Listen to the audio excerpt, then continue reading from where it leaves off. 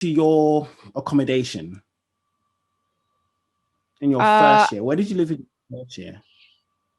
I live in accommodation called Cranbourne House during first And what year. did you think? Uh, I wouldn't recommend. It was pretty messy. Like I would say it was a bit dirty. It was close to like big shops like Asa, but Mm, a lot of the residents were really like loud, really party oriented. mm. Uh, didn't really keep clean. Um, Also, there were a lot of fire alarms. Like at 3 a.m., there was this one time where something broke, I think, in the fire alarm, and we had it just going off like Constantly. between 5 and 7 or something like that. It Jeez. was horrible. And your second year? So I wouldn't recommend.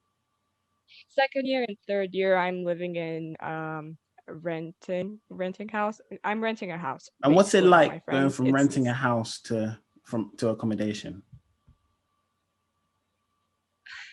The the switch between accommodation and housing is God sent, amazing, beautiful, and perfect. The only thing that I do miss about accommodation is like the private bathroom, but and I guess the included bills, but everything else, it's much cheaper. You get a bigger room, you get to live with your friends, no fire alarms. It's great.